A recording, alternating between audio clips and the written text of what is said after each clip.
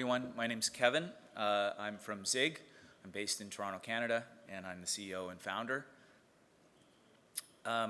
Cities, certainly in the last folks who are up on the stage here, especially in cities that are successful and growing, but all cities in North America and around the world face congestion, climate change, and growth issues. And e-bikes offer an opportunity to address those and convert billions of car and truck trips into e-bike rides. E-bikes are used or can be used for recreation, for commuting, for gig delivery, and for broader logistics. E-bikes are a potential massive market. 15 to 20 million bikes sold every year in the US and Canada, and recently, last week or next month, Germany, or this year anyways, Germany is going to sell more e-bikes than regular bikes. In other words, the bike industry is becoming the e-bike industry. But e-bikes are expensive and unfamiliar new technology, and at scale require new supply chains and a finance system. I previously ran car sharing organizations and companies, in other words, something like Zipcar, hourly rental, and if I needed to buy or sell a Toyota Corolla or 25 of them, it was relatively easy to do once or twice a week in a city like Toronto. There is no used e-bike auction every week. And we like to think of this as the coming e-bike economy, and it needs investment and it needs leaders. Because the, sorry if the writing's not so good, but because the legacy brands in the bike industry are not leading this, and they're not set up to address this opportunity and these challenges. And that's where Zygg comes in. We're a complete service for the e-bike economy: hardware, finance, delivery, insurance, and service. We're bringing something new to the bike industry to take advantage of the opportunities of electric bikes.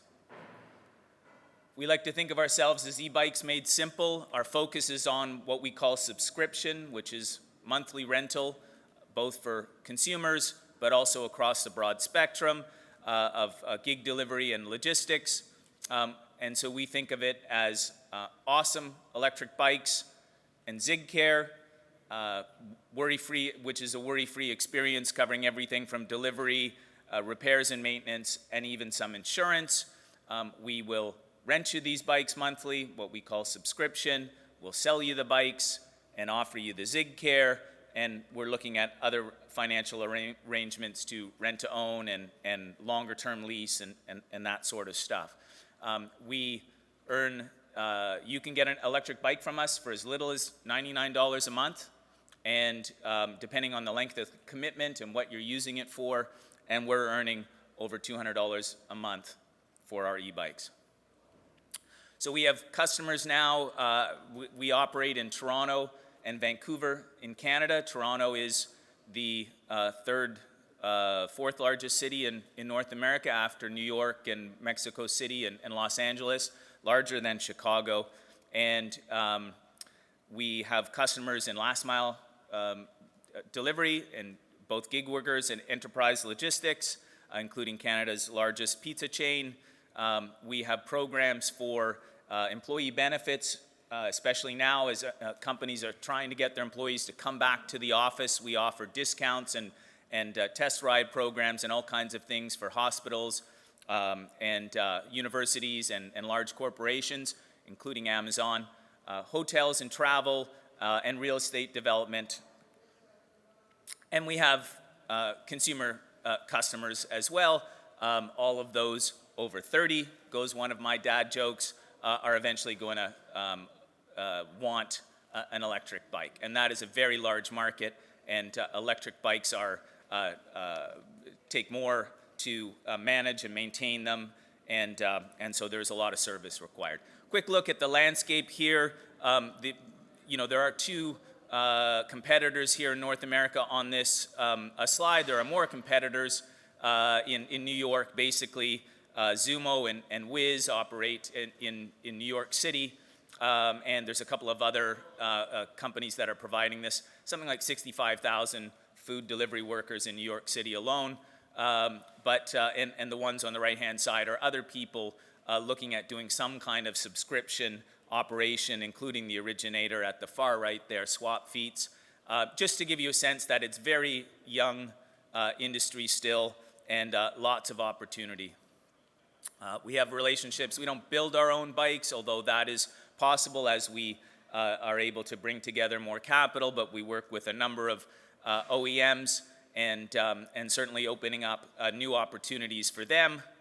We're growing and looking to launch in Montreal, which is also another large city, and the best bike city in North America. This is my 4th company. The other 3 are still running. I sold my last one to Enterprise in the car share space. And we're looking to raise up to $3 million. And we're doing it in a stepped approach. The first $1 million is for Toronto and Vancouver. We're halfway to that first $1 million. The next millions allow us to launch in new cities. Right now we're focused on Canada. Canada's a super urban nation, and these are great cities to grow in. If you want me to come to your city, I'm certainly happy to use your money to go there. Thank you very much.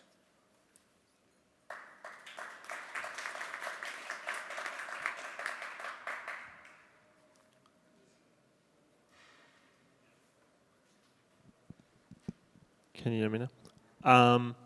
Olaf, Hi there. Nice to meet you. Yeah.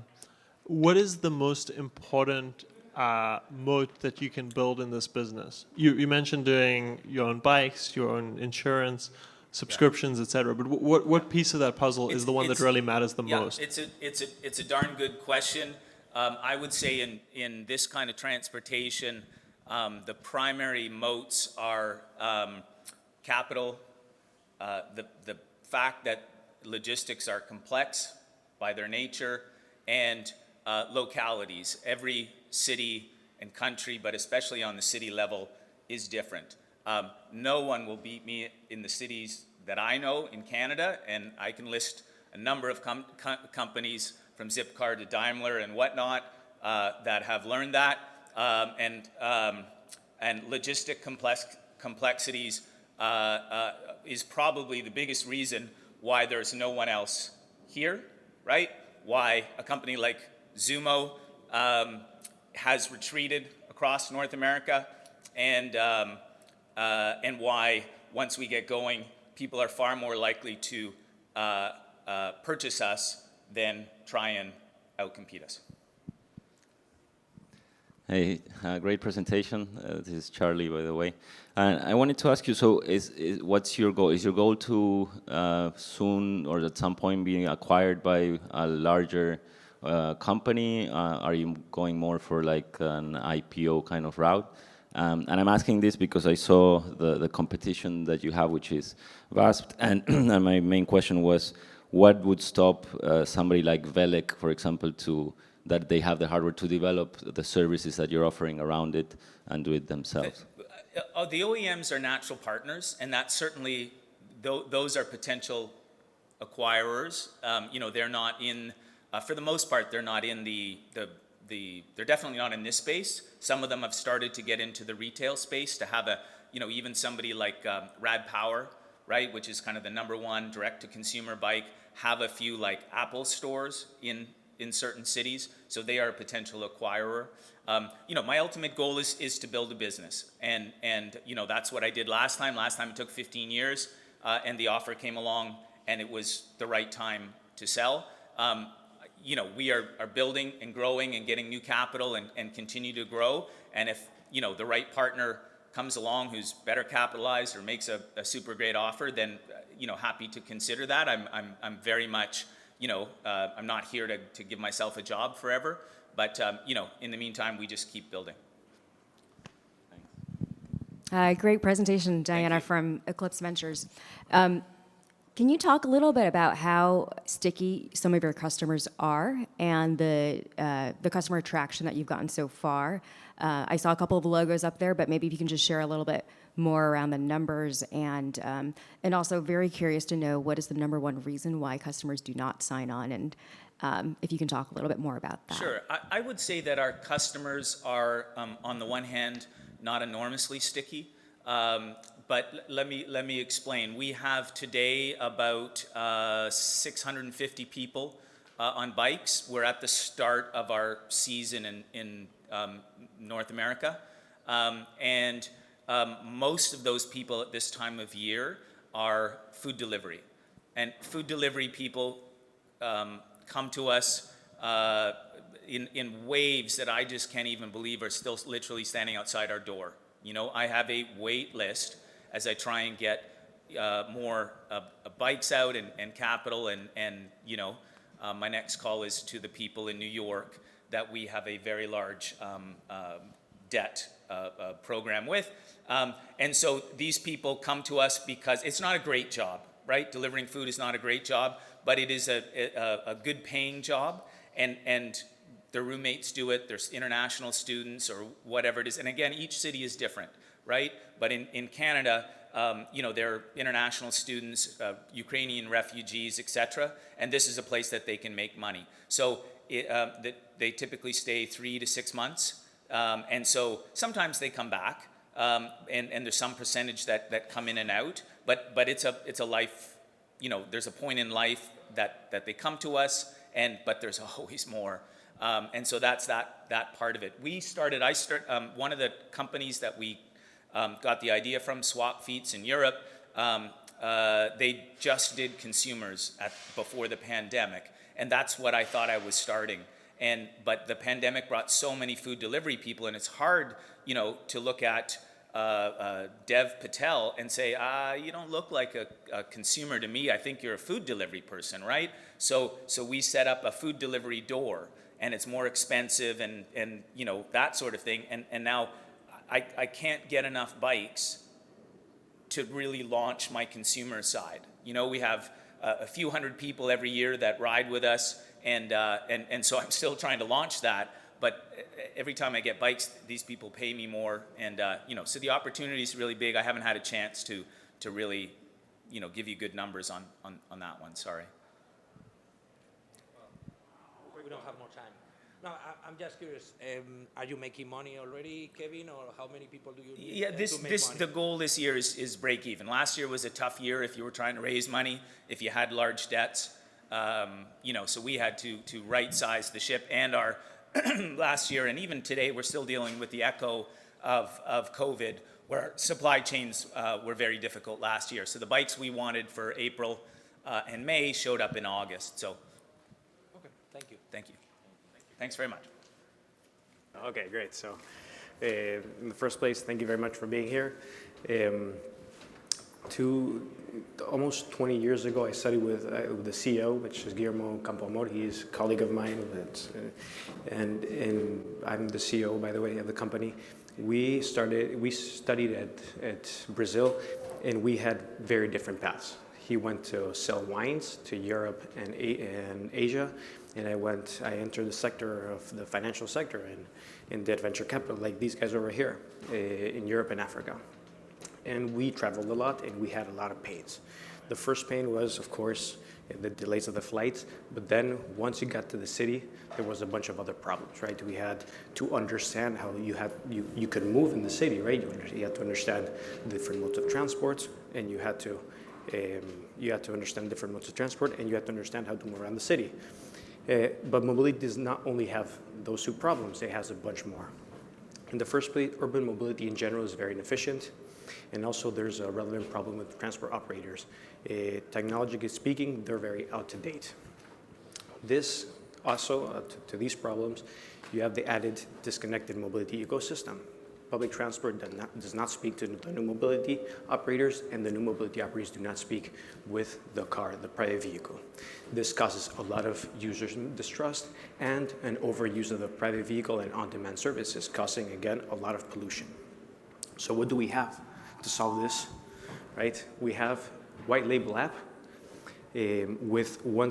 for all the clients, where our clients are cities, PTAs, and PTOs, and one single backend. with over 165 services integrated worldwide. You can plan, book, and pay. That's the key of the back end. And all the information is integrated, and you can see it in the dashboard in our Meep data platform. You can monitor users and operators all around the world. We foster sustainability, and we specifically work to promote climate action, good health and well-being, sustainable cities and communities, and industry innovation infrastructure.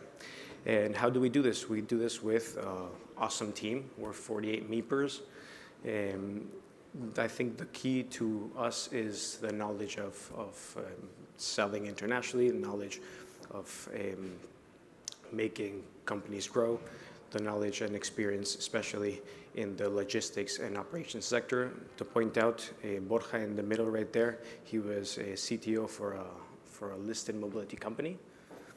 And all of us, we have some sort of logistics and mobility experience. We have 3 revenue streams. In the first place, we have the app, plus those services integrated in the app. Like I said before, there are 165 plus services integrated worldwide. We also have, if our clients already have an existing app, you just need to connect to our backend so we can also offer our integrated services to third-party apps. And then our third revenue stream is the data platform, where we can show the operators' information, how citizens move, and even we also have some city services integrated. All of these can be consumed. Well, we offer them via SaaS model. What's our current status? 48 Meepers, 165 plus operators integrated or services integrated. We're a B2B agency branded app. We have been proven, our team has been proven with cities, airport operators, and public transport and private operators. Our largest, maybe most important competitive advantages in the first place are we're ready to go, right? In weeks, we have apps with integrated mobility services for the cities, for airport operators, PTAs, PTOs. Second part, we do full integration, so we don't just show the information in the app, but the user is able to plan, book, and pay the whole trip. In the third place, and very important, especially in places like the US, is that we're able to link the public transport, the new mobility, and the car, the private vehicle, okay, which is very important to link the private vehicle in places like this in order to create a model shift and push users, recommend users other modes of transport. Mobility figures are huge, but I think there's two main drivers. Millennials are pushing public transport, and in general, users, society is pushing for sustainable cities. This is making mobility as service grow. Actually, the expected revenues from 2025 to 2030 is 1.2 trillion, and all of this is amazing. Also very, very interesting because the mobility as service sector converges with the life as service sector and the financial service sector, right? So, what this happens is we're having a bunch of competitors coming in from other sectors into the mobility sector because it's become very interesting, right? And how can you guys participate in this mobility as service sector? We're currently raising a round. We have raised 9 million euros to date. We have 6 million. The round right now is a Series B, small Series B. We have 3 million euros committed, and we have saved just 3 million euros for you guys tonight, okay? And we are gonna use the money to hire a team. We have a bunch of projects in both in Europe and Latin America. It's expanding in the US right now, and it would be great to have you guys on board. If you have any questions, you have anything, keep me around, just catch me around. Guillermo's CEO, he's based in Philly. He takes care of US and Latin America. I'm based in Madrid. I take care of Europe and Asia.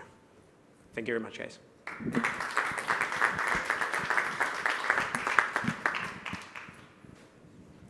Hi, thank you for that. Thank you. This is a super interesting company, and I see it adding a ton of value for consumers and people who live in cities who take transit. My question for you is, there are a lot of companies that are doing this, and I think it's a really difficult market to break into and distinguish yourself from some of the other ones. Mm-hmm. Obviously, a lot of people here in the US use Google Maps all the time to get from place to place. So how do you think of yourself in this company as being differentiated and getting that customer base from existing incumbents? So the Google Maps question is a pretty cool question. So I don't think that Google Maps is really direct competitor to us. What Google Maps does, and it does very well, is pointing out points of interest and giving opinions to that point of interest. It's not really going to the point of interest. You have the way, you have some information, you're able to plan, especially on public transport, and only on some new mobility because it's linked to Google Ventures, like Lime and other ones. But they're not specifically, they don't have the back end, nor they don't really want to get into the sector of integrating with public transit and new mobility and the vehicles. It's a very, very tough job to do. That's why we raise so much money in so little time, because integrations are very hard and they're very local, and Google does not act local, right? Also, you have to integrate ticketing. Having the possibility to plan, book, and pay is extremely hard in public transport. And also what we do is we get the traction from our clients. I mean, our clients already have the clients, right? So our B2B, so where, for example, we have also National Express as client, listed company in the UK, they already have the clients. They have millions of clients all over the world, right? So at the end of the day, they have the mass, the traction. And they just bring up the app, they put in the services, and all the other, they create actually the ecosystem, a lot of new mobility, and want to be there with them because they have the traction, the power, right? So from my point of view is the local focus on integrating transport agencies, and actually that's our power. That place of, I think it's an exit, so I think it's also, we're kind of complementary to Google Apps. I'm not sure if I answered the question. Yeah, thanks. This is Pamir from Quartz Capital. Thank you for a great presentation here. Just one thing that I would love to understand from you is, I totally get that as a user, this makes everything seamless. When I'm in a new city, I'll love to use it from end to end and pay one single thing, right? So I totally get that. But what is the main benefit to, or maybe multiple benefits to the transportation service providers, Yep. cities? Is it cost? Is it data? Like, what is the benefit to them? That's a very cool question. So it's a bunch of things. In the first place, for example, ALSA used to have 9 apps in the store, right? The App Store, they had 9 apps with 9 different databases and 9 different ways of communicating with some, probably in many cases, the same user, right? So that in the first place, you're able to unify one unique point of sales for everything, right? Also for the large operator, the public operator, the larger operator that's actually holding the white label brand, they're able to put third-party services inside, like new mobility and the car sharing services. They get a commission on that. Everything they sell on that, they get a commission. And new mobility and other players are willing to be in the app because the large clients, our large B2B clients have the traction, right? So at the end of the day, it's a very neat circle because it's a win-win for all the parties involved. You made a claim that I don't believe, which is... Yes, go ahead. I'm trying to ask spicy questions. You said that you can integrate private car information in some kind of meaningful way. My sense is that car owners just do whatever the hell they want, and it's really hard to integrate that. You can offer all sorts of trip marketplace services, but the whole realm of traffic and private cars is just its own thing. How do you actually do that in a way that means something? So it's a very neat question. I like those type of questions. It's very difficult to integrate the vehicle. We know it in some of the portfolio companies previously sold, like Meep and all those. It's very, very difficult to include technology of the cars inside, integrating in a platform like us. We don't want to do that. We integrate the services that are auxiliary to the car, like for example, charging points and parking lots, amongst other, right? So why is this very neat and very important for places like Malta, places like Cyprus, places like the US? Because we're able to have certain services that are key to travel, like charging points and parking spaces, which can become hubs of mobility to then create intermodality with other modes of transport, like new mobility and public transport. Right, so when you open the journey planner in Meep and you go from A to B, and the B is the center of Madrid, for example, and you have parking lots, you live in the outskirts, we're going to recommend you is to park the car in a parking lot outside, in a mobility hub, and get the train, right? So it's not actually connecting the vehicle. If I said that, I'm sorry about that. That's a mistake. What I meant is the services that are auxiliary to the vehicle. Of course, in the future, nobody knows. That could be an option. We may be integrating own vehicle we know that BMW, Daimler are doing that. Groups like Astara are starting to create ecosystems with a bunch of companies like that integrate in, Grupo Next, Button, and Astara, huge companies. Berge is doing a lot of things. It's not our business now, but it could get to be. Are you planning, Armando, are you planning to go directly to the consumers? And how many people do you have already serving through your clients? So that is a very funny question because we got slammed by the market in 2019. We opened a B2C app. We thought we were going to be like Uber, and after 1 year, our income was 1.8K. That's how much we won, less than 2,000 euros, right? In the first year as B2B, without having to do any marketing, we got to 400K, and we've been doubling that since. Right? So we don't do marketing, we don't do B2C. We do have a B2C product because that's where we innovate. Like we have a MasterCard, we have an agreement with MasterCard, and we started that in our B2C. We have different agreements with different companies. We do it in our B2C, but then we export that to our B2B. So our B2B clients can use it through a SaaS model, and that's how we earn money. I think it's much easier to earn SaaS, recurrent SaaS, than having to fight with the final consumers. Thank you, guys. Thanks a lot.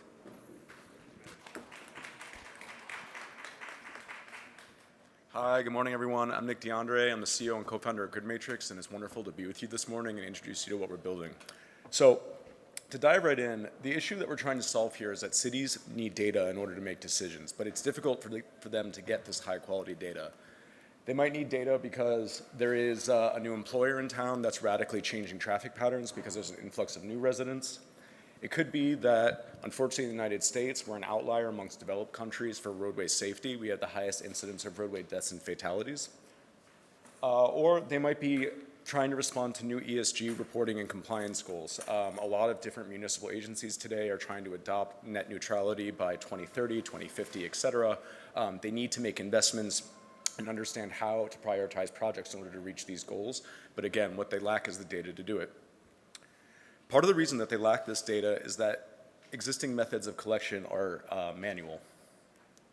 There we go. So this is actually a picture I took in Atlanta at Georgia's State DOT Traffic Operations Center. And the state of Georgia's DOT manages more than 4,000 cameras along its roadway network and more than 10,000 sensors across the state. But you can see here that what they have, and this is only a third, but they have basically like 3 of these pits there with operators who are trying to cycle. I mean, you see like, I think 6 cameras there, and I told you that they manage more than 4,000. So there's no way that a human can really process that much information. Ultimately, the software that we built, and you'll see it cycle through over here, is designed to take this wall of cameras or any other sensor that's common on roadways. It can be a radar, which are commonly found on freeways, inductive loops, which are usually found at intersections and may be connected to a signal light, or even LiDAR, which is a new emerging sensing modality that cities are increasingly adopting, and transform it all into accurate, real-time, continuous data that they can use, either for congestion, signal performance, emissions, or safety operations on their roadways. You might think that it's easy actually to tap into, let's say, cameras. You're just doing machine vision analytics, but really what we see is a huge variety of different sensors out there in the wild. And this is just within one sensor type, cameras. But you can see on the upper left, a city might have at a 4-way intersection 4 cameras that are being used to actuate signal lights, but not actually focus on the center of the intersection. They might have really low fidelity cameras like sub 480p. You can even see in the background there, it's very difficult for a human eye to even delineate, is that a car or is that a truck? And if a human can't tell, a machine can't tell. They might have 1 camera covering the entire intersection, but you can see with that sort of fisheye lens, there's distortion and the same sort of issues occur with wide angles. We've adapted our technology to encompass all of these different types of cameras in addition to several other common roadway sensor types. And the good news is that we can actually get really good results out of even low fidelity sensors. So these are sub 480p, and you can see that we can do not just object detection and classification, but some pretty advanced segmentation, roadways, lanes, shoulders, and then quantify on a granular level what's happening in each of those areas. This is a large market already. Cities have already been spending on intelligent transportation solutions and services for some time, but it's projected to more than double in 2026, and that's because of a number of different tailwinds. People are increasingly moving to cities. 2050, which is not that far away, is expected to be more than 70% of all people will live in cities. There's an influx of government funding to the space, both in this country from the IIJA and IRA, and in the EU and Asia as well. In terms of what our business model and how we price on a per sensor basis in 3 different areas. One is for setup, which is a one-time non-recurring cost, and that's basically turning the lights on. System operation is essentially, the electricity bill, paying for continuous operation. And then finally, for support, which is triaging any outages, making sure that data is accurate and flowing, et cetera. We are entirely software solutions, so we deploy no hardware whatsoever. And our largest COGS are in our cloud, where we see 60-80% margins on our store and compute. In terms of how a city might use this, I wanted to use an example related to emissions because we're in Miami, and this is actually one of the most climate vulnerable cities in this country. This is an example from a deployment that we did in New York City on the George Washington Bridge, which is actually the world's busiest bridge, where we identified a couple different intersections for our client, and then found one that was producing more than 50% of the average CO2 compared to a New York City intersection, or an average New York City intersection in a 24-hour period. And very quickly, using our platform, you see that this is because of outsized vehicle idling in one specific approach, and then specifically with one turning movement. We gave that information to our client, and then their signal engineering team was able to retime the signal light and reduce emissions by over 20%. In terms of what our key accomplishments are to date, so we're deployed on the world's busiest bridges and tunnels in New York City, the George Washington Bridge, Lincoln Tunnel, and Holland Tunnel. Combined, these pieces of infrastructure carry more than 180 million trips a year. If any of you have taken them recently, you're actually in our system because it's active today.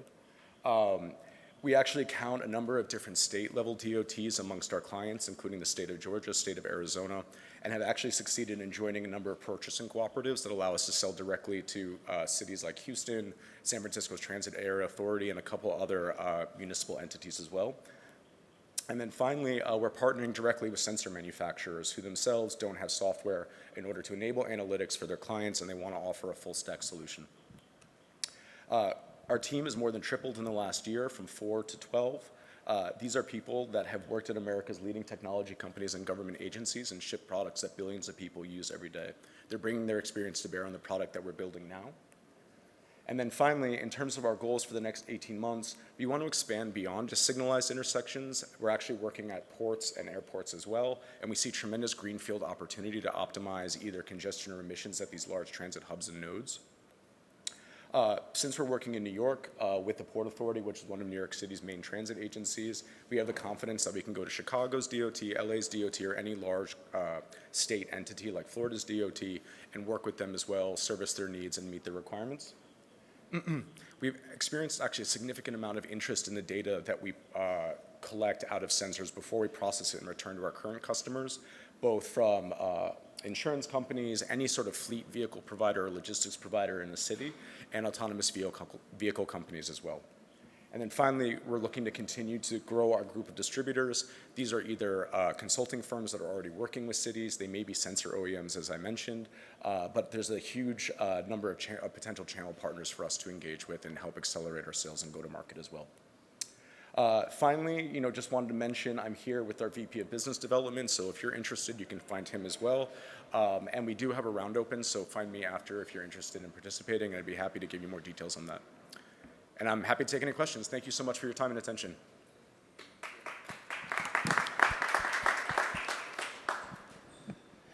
Any plans to work with the OEMs, with the manufacturers, or do you need their information, or do you need the information of the cameras on the cars, for example? Got it. So right now, the cities that we work with own the assets. So, they've invested maybe 10 or 15 years ago in a number of different sensors. A good example, I'll go back to Georgia. They still have cameras that they bought when the Olympics came to Atlanta in the 90s. And then we'll just work directly with the city because they're already operating. If a city wants to buy new hardware and is interested in a full stack solution, we may bring in, let's say, an OEM partner that we think will help meet their needs. I love this idea. I had a friend who used to wake up at 5 a.m. on the mornings because she was a traffic engineer for LaGuardia Airport and would literally sit there along the side of the highway with a ticker and count the cars that went by. So it's great that that you're doing this, and I love the idea of using kind of existing sensors and existing infrastructure to leveraging that. So here's my question. You had, I think you had a price sheet that had something like $400 per sensor. That seems, was that on a per month or a per year basis? So that was a Along with- one-time, the 400 per sensor is a one-time setup fee. So if a city Got wanted it. to integrate, 100 sensors, that would be a $40,000 setup fee. And then 250 would be a recurring per sensor cost on an annual basis. Annual basis, okay, okay. That's, Or sorry, 250 per month, and then, okay. It's not small change for a city. I think that adds up quite a bit. I'm sure you need to have a good number of sensors spread out across the city to actually make a difference here. My question is, how do you get confidence that cities are actually willing to pay for this kind of service?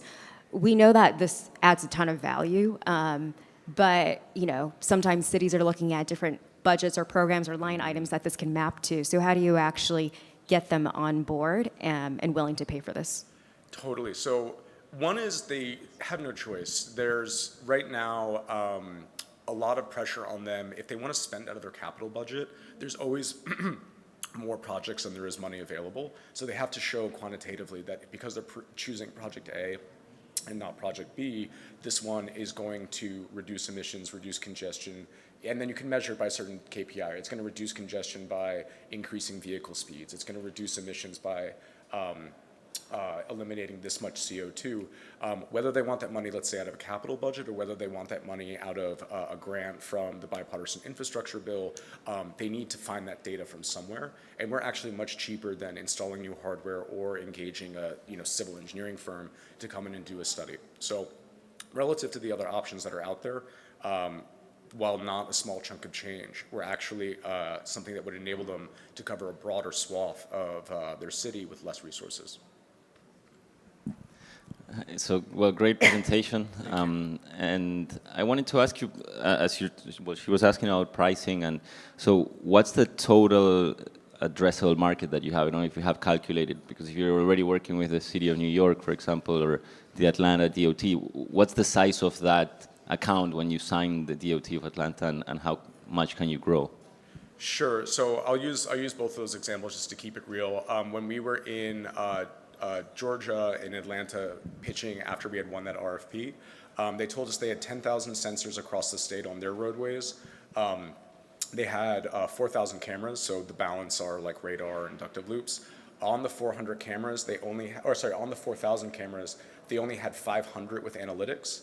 And at our pricing at 250 times 500 times 12 is a little over $1 million a year contract, just to replace whatever their incumbent scope is, not to scale up across the entire state. For a agency like the Port Authority of New York and New Jersey, this is an agency that has, I think, more than 17 large facilities in its portfolio. It's the bridges and tunnels that connect Manhattan and New Jersey. It's also New York's large area airports like LaGuardia, Newark, et cetera. And then also the Port of Newark, which is the largest or the second largest port in this country. They would be like a $7 million a year recurring customer as a singular agency. Yeah, great presentation. Thank you. What will it take to, get your revenue up to, let's say, 10 million ARR, 50 million ARR? What are the, the pilots are great that you're running, but I want to understand how do you cross that chasm, right? Sure. So part of it is establishing a distributor network or a purchasing network that we are working on now, and that's building, let's say, like national coverage, where, pardon me, for every sale, we don't have to actually go through an RFP process. We started to lay that foundation now. We started to contract with a couple distributors, and these are companies that would have, let's say, like a regional focus and be able to sell directly to a couple different states. A purchasing cooperative allows us to sell to any member of that cooperative. Now that we have those, basically we're just going to any entity that's a member of them or like touched by that network, showing them our solution and then showing them how it would play into their annual capital budget, et cetera. to reach 10 million in ARR, I mean, you can see that from the customers that we're already working with, you know, one or two of them collectively would be that much. For, you know, 50 million, probably a distribution of some like very large, like a state entity or New York City Transit Agency, but also a number of, let's say, like 500, 250,000 population cities that are deploying, let's say, 100 to 250 intersections at a time. I think that when this company, you know, looks forward to, okay, so how do you get to 10? How do you get to 50? How do you get to 100 and beyond? I think what really turns this into a unicorn is being able to sell the data that we're collecting out of these sensors, because essentially what we're doing is turning existing assets that cities have into potentially revenue generating assets. And there's a possibility for this alternate revenue model where instead of being a cost center and like selling them this software, what if we sold the data to Amazon or to Allstate? That money finances the operation of our platform and gives the city an incentive to continue to install us at more locations. Ultimately, there's a great trade-off where the city is getting this platform that helps it optimize its operations, safety, and efficiency, while also helping these like select companies that really operate and are part of the fabric of a city do so more efficiently as well. That's it. Thank you so much, everyone. Bye-bye.